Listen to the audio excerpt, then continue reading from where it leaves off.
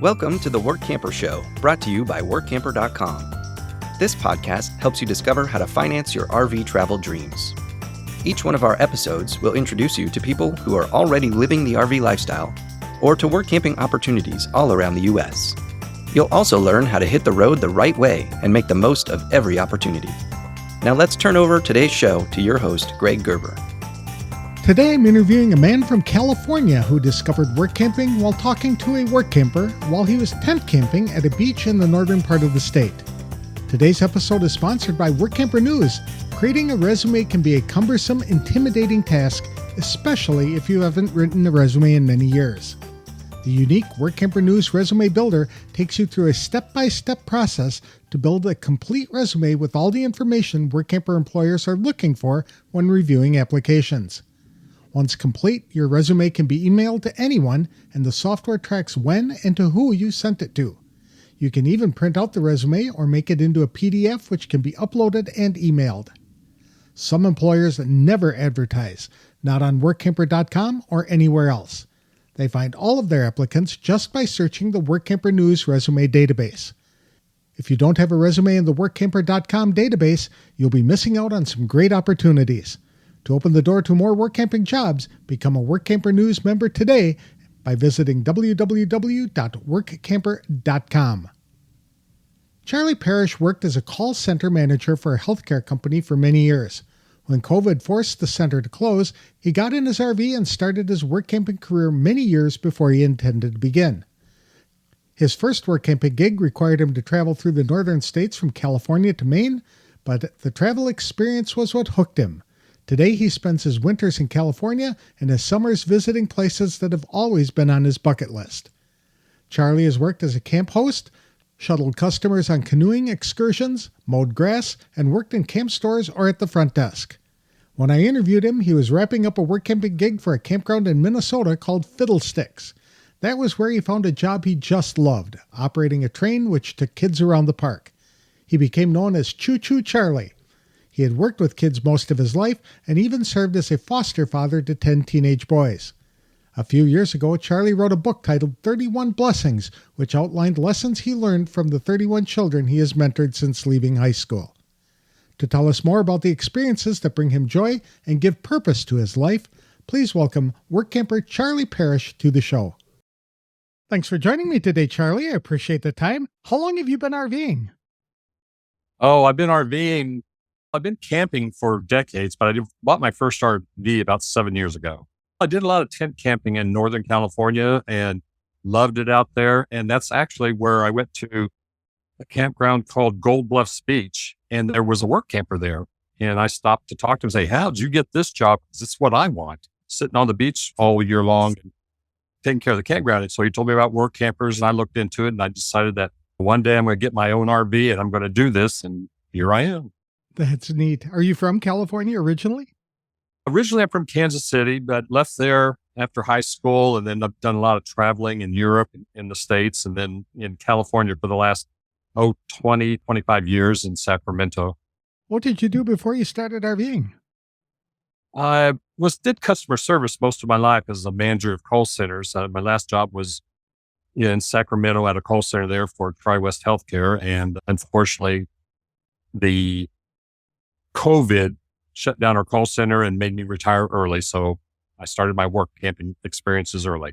I'm just glad to hear there was a person working at a call center. Usually you're talking to computers nowadays. Yeah, exactly. So how long have you been work camping? I actually started in the summer of 2021 with my first assignment. Okay, so you're relatively new, a couple of years under your belt. What attracted you to the work camping aspect of being in the RV?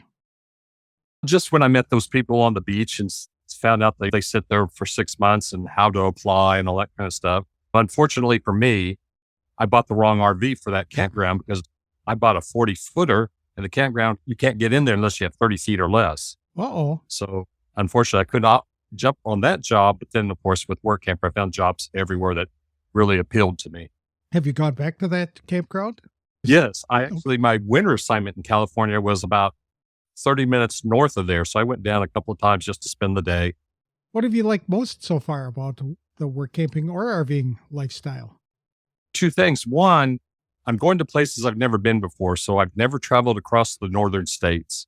My first assignment, I decided to go all out and go all the way to Maine from California. Cool. But I took 6 months to get there because I had a vacation along the way and time off. So I spent some time traveling to get there for the summer job in 2021. And I just loved it.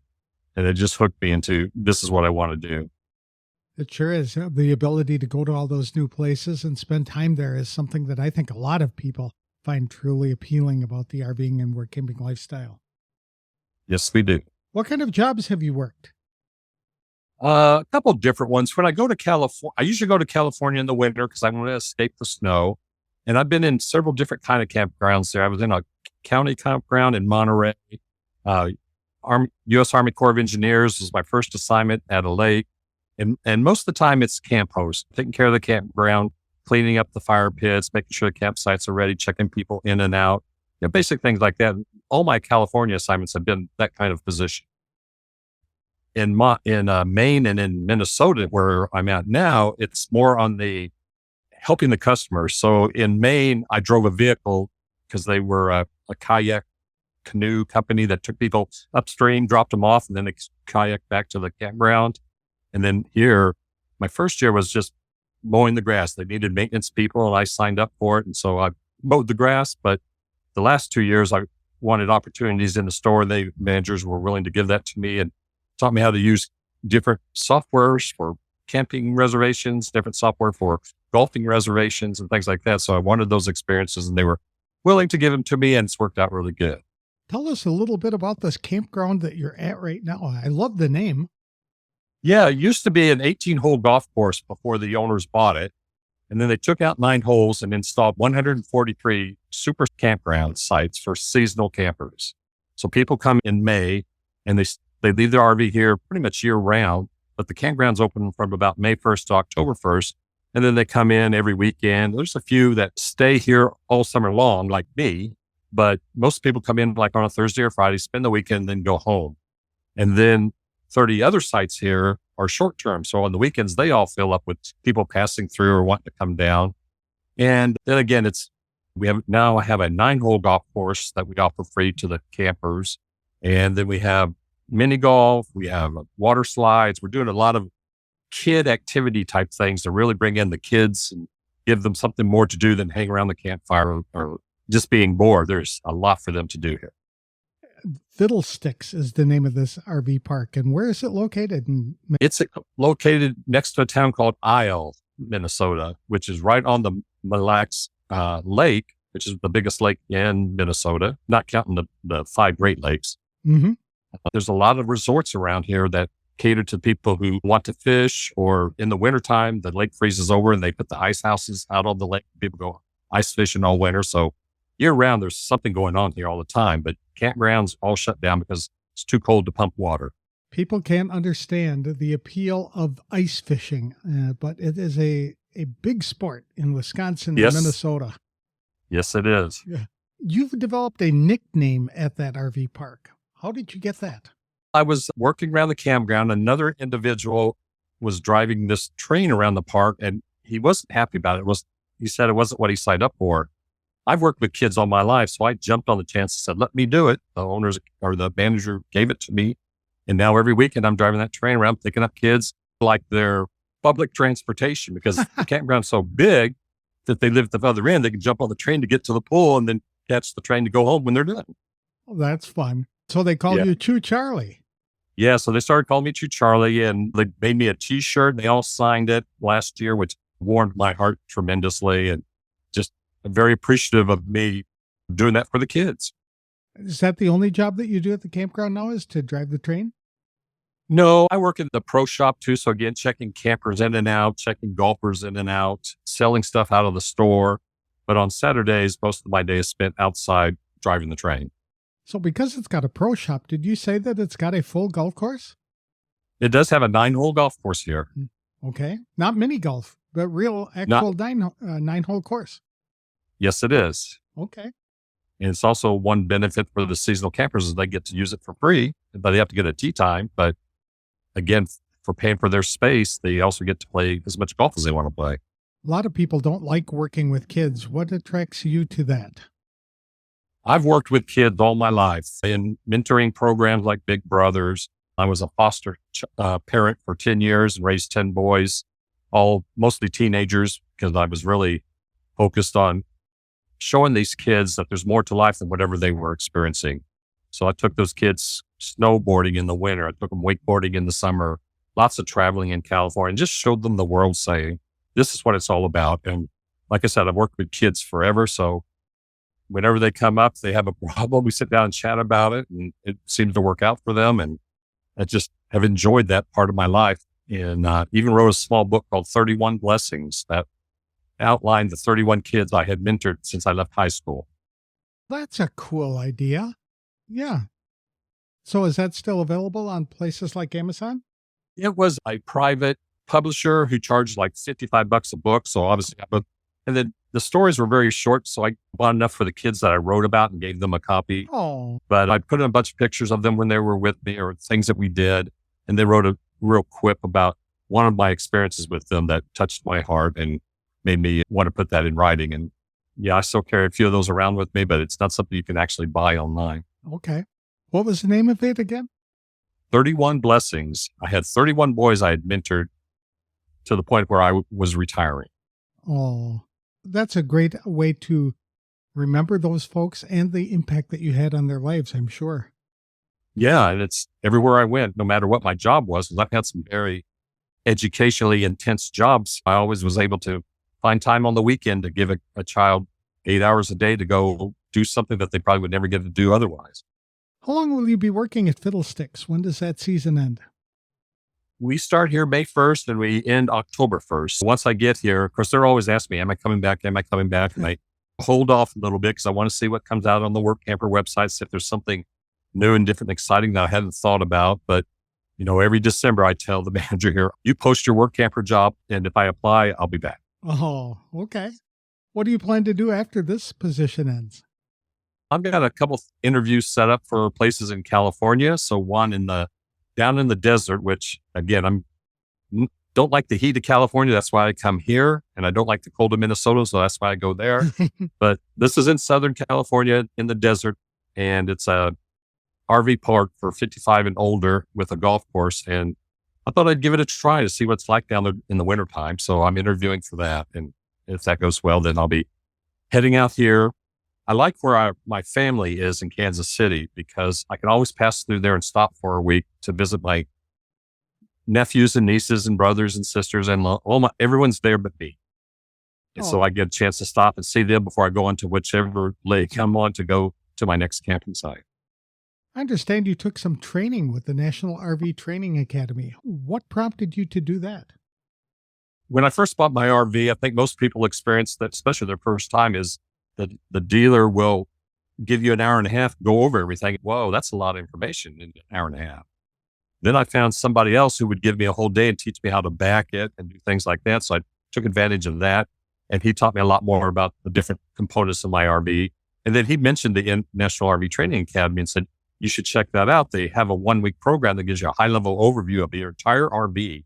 And you actually camp there while you're doing it. So go to class in the morning and you have an assignment at lunchtime to go back to your RV and find something or do something and then come back. And I found that experience to be just tremendously helpful for me to understand how to troubleshoot issues with my RV.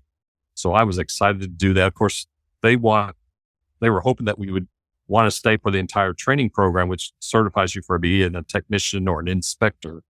But I was really just interested in just show me my RV and how I can do some quick fixes without calling a technician to come in and do it for me. So I found it extremely valuable to go there and spend a week with them. It's said that if you take that RV fundamentals class, that you can do about 80% of the problems that people will have with their RVs, that they can reduce their maintenance costs by doing it themselves. Did you find that to be true? Absolutely true. The only time I have ever called a technician is when it was something outside my skill abilities. Replace an awning. I just did not want to tackle that. I'd hire someone to do that. But for all the other things, and I help people in the campground too, which is interesting because most people are not very savvy about problems with their RV. And even people I've run into who rent RVs and then they go out to a campground, hey, my furnace isn't working. I have no idea what to do. And I go over and look it over with them and say, oh, let's turn on the propane. That will probably start the heater. And it does. And I jokingly tell them I've saved you a few $100 by not calling a technician just to get your propane started for your heater. So it's been fun to talk to people like that and show them that it's really simple to fix things if you just know where to go look first. Have you faced any challenges while you've been on the road? Not really. I've had a couple of flat tires along the way in my journey somewhere, but I'm a AAA member, so I always get them to come out and replace my tires for me. Learned a lot more about different parts of how long I should keep tires because I'm not on the road a lot. Twice a year, I drive 2,000 miles and that's it. And my tires look great, but they wear out and dry out. I learned that I need to replace those every so many years. But other than that, my biggest challenge is trying to back in straight enough to be comfortable with the way it's parked. That is fun. A challenge, especially for new RVers. Yes. Did you take a driving class to learn how to do that? Yes, that was that one guy who spent 8 hours a day, 8 hours one day with me. And he said, what do you want to learn? And I said, the first thing I want to learn is how to back this thing so I could be comfortable backing. So that's where we started. And then we went into the rest of the RV where I had questions. And it was very helpful to spend that day with him. That's sound advice. Probably saved you a lot of hassle and embarrassment trying to back that thing. I learned that when you're pulling in to a campsite where you back in, a lot of people like to get the chairs out and watch because they want to see how good you are. Exactly. What type of RV do you have? I have a 40-foot fifth wheel. That's a big unit. Yeah, originally my retirement goals had changed because I had a motorcycle and my retirement plan was pull into a campground, pull out the motorcycle, ride till I'm bored, and then pack up and go somewhere else. The problem I was having with that is my Australian Shepherd had to sit at home all day while I was riding the motorcycle. And I started feeling guilty about that. So I decided I'd sell my motorcycle and somewhere along the way, I'm going to be driving down the road in my RV and I'm going to see a motorcycle with a sidecar sitting on the side of the road for sale. And I might just pull over and see if I can buy that motorcycle so that she can go riding with me. Oh, and did you do that? I haven't seen that yet, but then the whole thing changed. So, I'm doing a lot more work camping now and wanting to see different parts of the country and just taking advantage of the fifth wheel so I can detach my truck and drive wherever I want to around the state to visit. What type of dog do you have? I have an Australian Shepherd. That would be good for corralling kids at a campground. Yeah, she loves the kids too. That's what's really great about her is that she loves them, but you can see that she's like walking the circle around them. To watch those shepherd dogs in action is funny.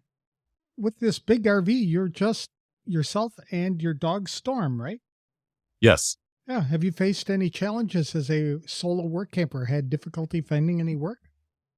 What I found early on was that even though they may not advertise for a solo camper, they might be willing to take you if interviewed for the job. And sometimes like it'll say, I need a couple for 24 hours a week to do the job.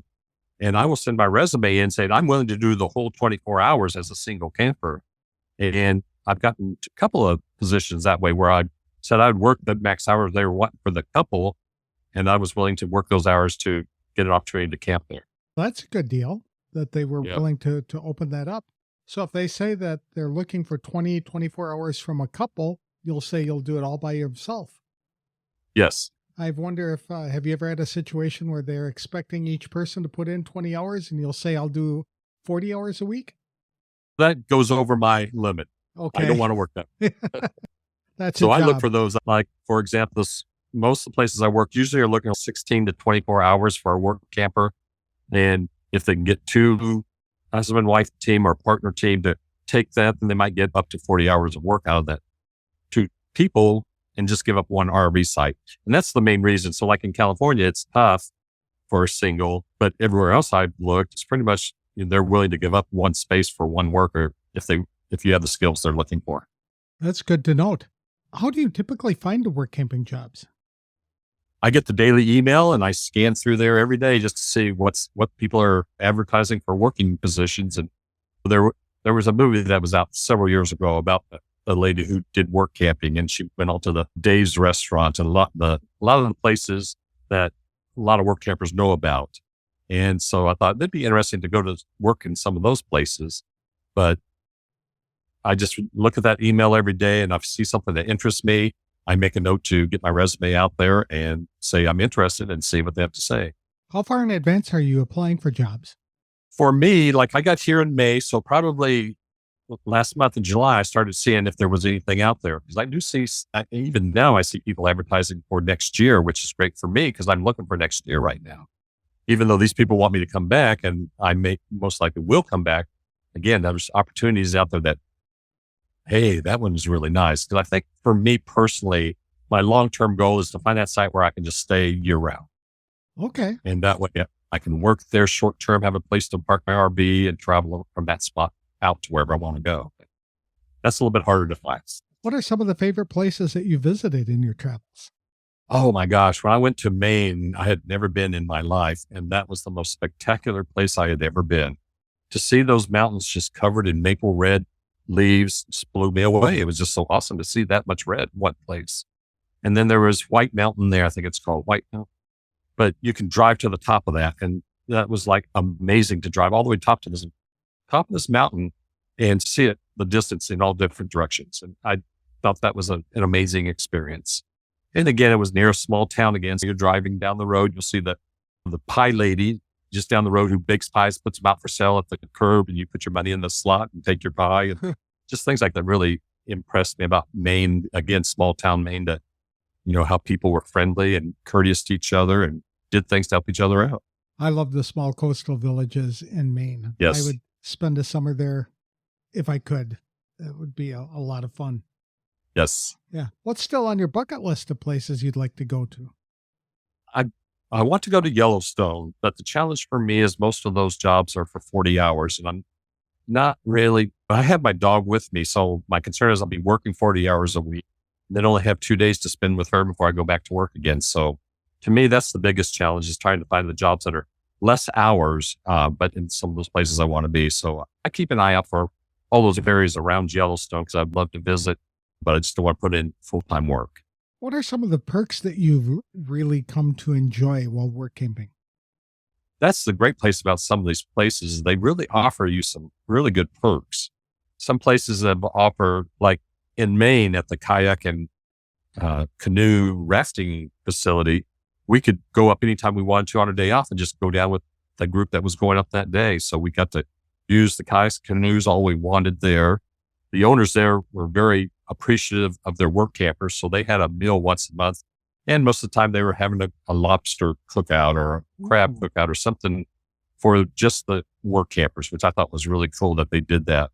Also experienced that in California, where the management team would take the work campers and do a barbecue lunch or something with them. And just showing appreciation is what I really look for when I go to those places. And then discounts, and sometimes they offer you free propane. Sometimes they offer you a free cable. Here we get free Wi-Fi, and it's a high-speed Wi-Fi that the campers have to pay for, but the work campers get for free. And then we get discount in the bar and grill. So if we want to eat lunch or dinner here, we get a big discount there. Just lots of little things that they offer you along the way that just makes it even more enjoyable. Those are some of the perks of work there, not just the money. Some places, and most of my jobs in California did not have income. It was strictly work this many hours, you get your site, and that's all we're asking of you. But this site here, where I'm at now, they want 16 hours a week for my site, but anything over that, they'll pay me for. And I volunteered to work 30 hours a week this year for them to help them with transitioning some computer systems and getting all these new things in for the kids. So I might back down next year and say, if I come here, I'm going to work less. But again, I like that some places will pay you for those hours over and above the hours they require for your campsite. That was one of the questions I was going to ask. Is it important for you to get paid when you are doing the jobs? But it sounds like you're okay with getting a free RV site for most of the compensation. Yes, I was fortunate enough to get a pension from a company, and I got my Social Security.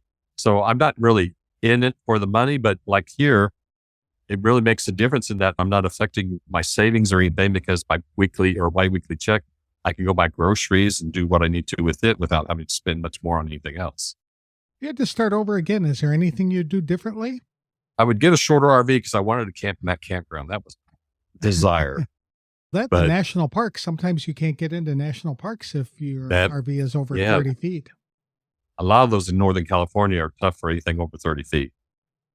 Do you have any advice for people that you'd like to give them if they were contemplating becoming a work camper or jumping into the RV lifestyle?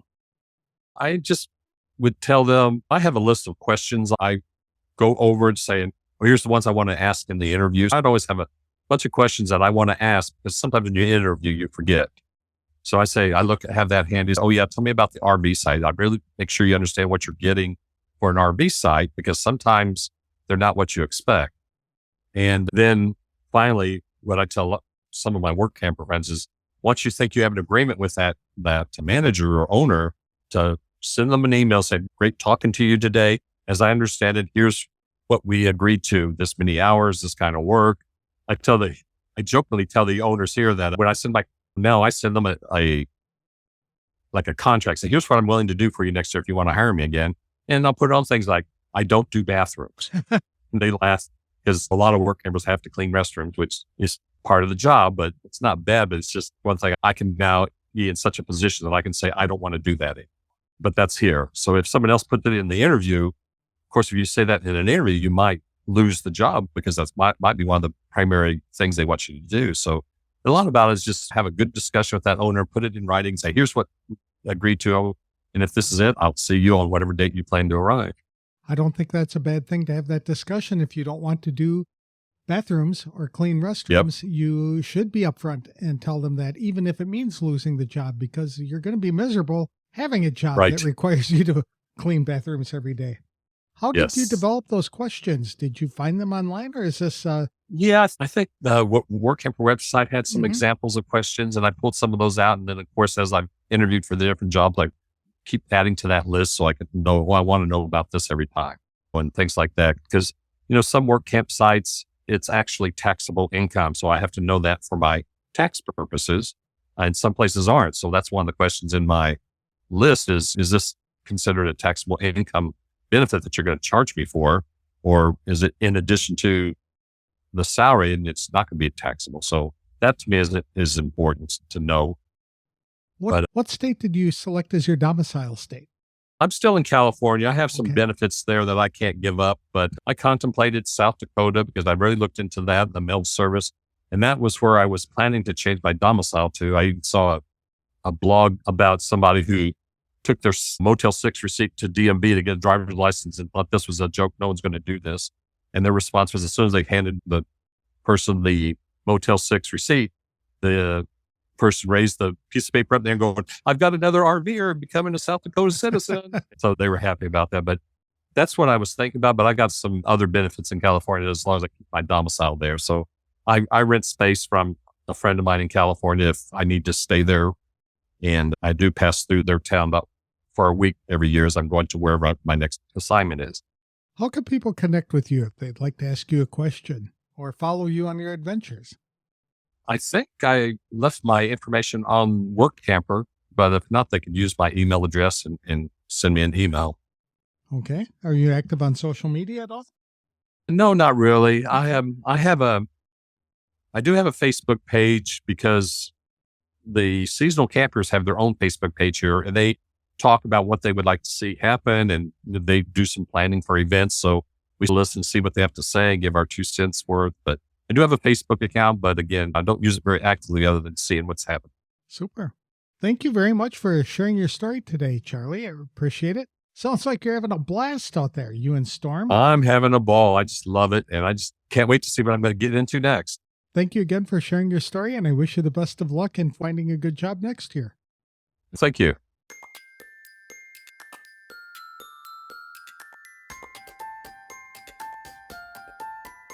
I love Charlie Parrish's passion for work camping as a way to help others, especially by mentoring children he encounters on his travels. As a solo work camper, Charlie said he has had little difficulty in finding jobs. For example, when he sees advertisements seeking couples to work 24 hours a week, he offers to do all the hours as a single. Many times, employers are willing to give him the jobs. Charlie scans through the daily Workamper News hotline email. Then he makes notes of any jobs that sound interesting and sends off a resume to see if the employer is interested in hiring someone with his skills and experiences. Of all the places he has been, Charlie has really enjoyed his time in Maine for all its natural beauty and the small-town hospitality he encountered. Yet, he would love to work at Yellowstone someday. Charlie attended the RV Fundamentals class at the National RV Training Academy. That course gave him the confidence to complete quick fixes to his own RV and to show people how to take care of common problems they experience. He also took an RV driving class to help him master backing his 40-foot fifth wheel into campsites. That one-on-one training not only taught Charlie driving skills, the instructor provided advanced insight into things he could do to improve his RV experience. If he were to start over again today, Charlie said he would select a shorter RV instead of the 40-foot unit he is now. He discovered the length prohibits him from getting into some campgrounds, especially national parks. When it comes to applying for jobs, Charlie likes to have a list of questions available to ask prospective employers. By maintaining a list of questions, he makes sure important issues are not overlooked during the interview. To connect with Charlie, feel free to email him at cnp7qr@me.com. He has a Facebook account as well, but admits he isn't too active on that platform. Today's episode is sponsored by Workamper News. Much more than just a job listing website, when you put the tools of this professional service into action, you'll find out just how easy it can be to turn your work camping dreams into reality. A Workamper membership opens the door to a one-stop shop for all things work camping. Being the original resource for work camping, you'll find the largest number of job listings, be able to connect with the community of work campers, and view resources compiled by experts who've been enjoying the RV lifestyle for many years. If you're serious about leading a successful and enjoyable work camping lifestyle, then a membership is for you. Join today at www.workamper.com. Embark on new adventures today with the support of Workamper News behind you. That's all I have for this week's show. We have a series of employer interviews coming up as companies start staffing up for the new season. I'll have one of those interviews on the next episode of The Workamper Show. Thanks for listening, and if you like the show, please consider leaving a review wherever you download the episodes.